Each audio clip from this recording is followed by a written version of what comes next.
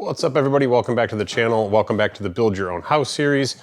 Today, we're gonna run through the house real quick. We just finished insulation and we are prepped for drywall to stock tomorrow.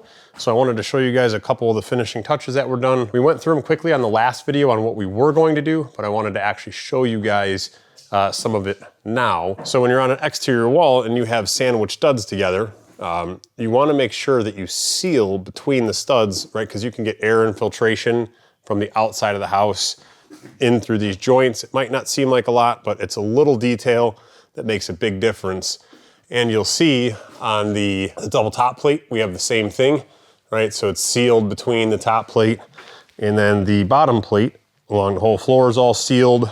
And then same thing, right? We got double cripples here, so that's sealed. So everywhere through the whole house on the exterior walls, everywhere where there's two studs or more together, every seam is sealed, right? It just helps to bring down the amount of air that's leaking in from the outside, which reduces a lot of the draft that comes in the house on those windy, cold days in the winter or those hot days in the summer. It's probably gonna seem like it's a little dark in here, cloudy outside, and in prep for drywall, they stopped in today and they built their dance floor.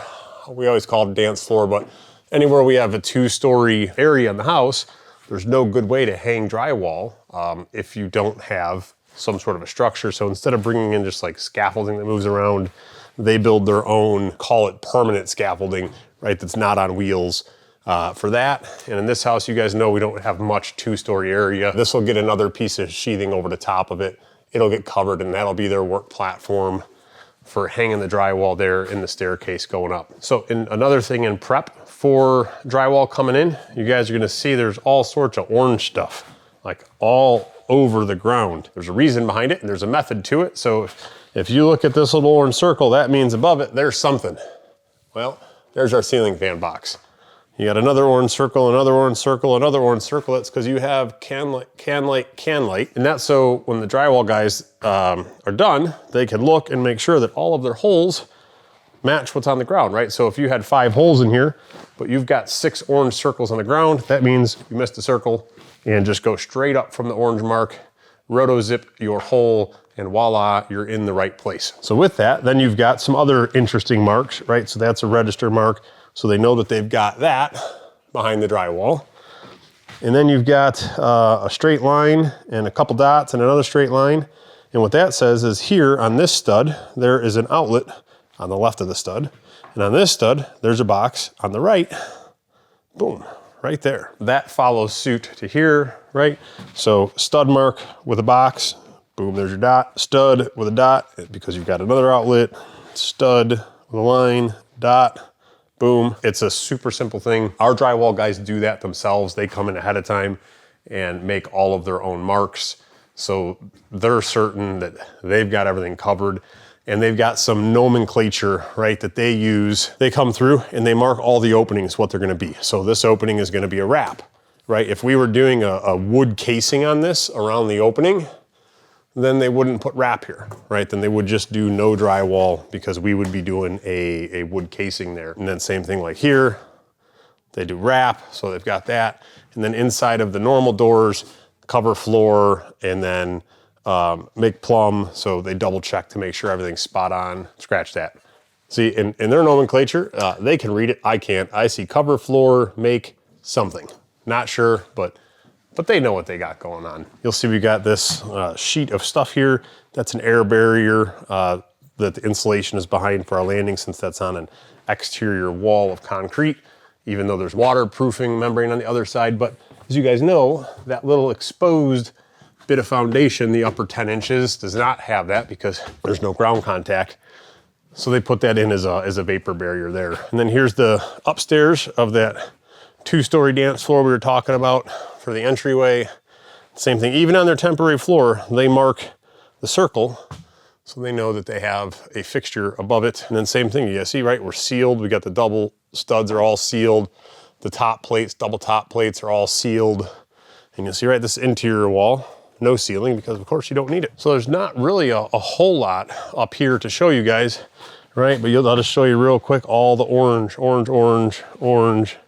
We got orange stuff everywhere. Oh, they missed one. Orange, orange, orange, orange. 4 cans, but they missed the ceiling fan. So I will come back and I will make a mark for them. No big deal. When you have this many protrusions, it's not the end of the world missing one. But as I'm standing here, I see that I'm on an exterior wall and I'm sealed, sealed, sealed, sealed. But that one is not sealed. So I will run a bead of caulk down that. I might even have some small foam with me, but I'll take care of that. Right? I'm not gonna have the insulation company back out to freaking do something that'll take me 30 seconds. Now, if they had missed half the house, I would have them back out and then they could take care of it. But I got no problems helping our tradesmen out and doing something small if they missed it. I don't like being petty, but I do want to show you guys a couple things up here we talked about in the past. We showed you all the cabinet blocking we did in the kitchen, and we talked about some of the other blocking we were going to need to do. You guys have been here a bunch of times. You know there was a temporary hand railing here. That had to come down for them to put their boards. And again, this is going to get covered. But what is this random block of wood? Well, that is because you're gonna have a newel post here, a hand railing coming over, and then your spindles. Well, you don't want a hand railing landing between 2 studs, so we put a backer in here so they've got a good, solid, secure place to mount their hand railing.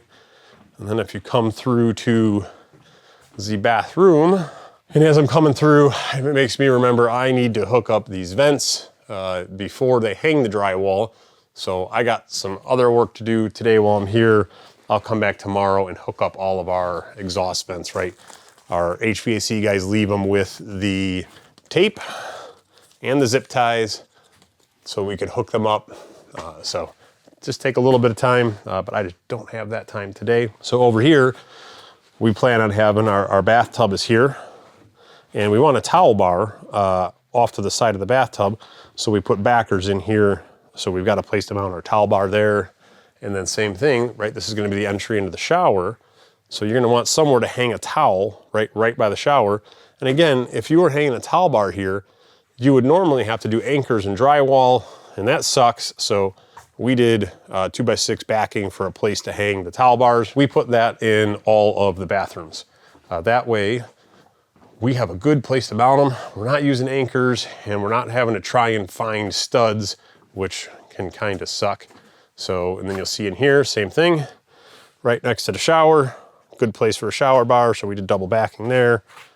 And our drywall guys cover our bathtubs for us before they start to hang drywall, because if you guys have ever been in a house during drywall, you know it is a mess. So that's kind of the run through before drywall, right? Post insulation, ready for drywall. Don't mind me ducking. Don't want to whack my noggin. We have a couple other things to do with cleaning wise, right?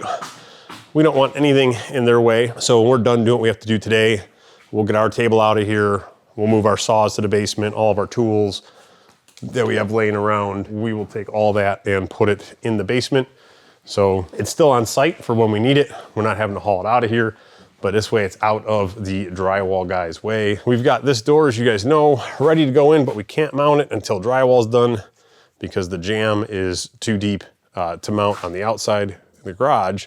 Just on the wood, it's designed to mount on 5/8 drywall on the outside, 1/2 inch on the inside, then it flushes out. I think that kind of wraps for today. Nothing too crazy. So the next time you guys come out, there's gonna be a whole mess of drywall stocked in this place. Probably gonna bring you through real quick before they start hanging it, just so you could see how we ask them to stock our drywall. We're kind of particular with it, and I'll explain why when you see it. It'll make perfect sense. So as always, we appreciate you tuning in and checking out these videos. Hope you get some value out of them. If you have any questions, throw them in the comments below. Do us a favor, thumbs up, subscribe. See you on the next one.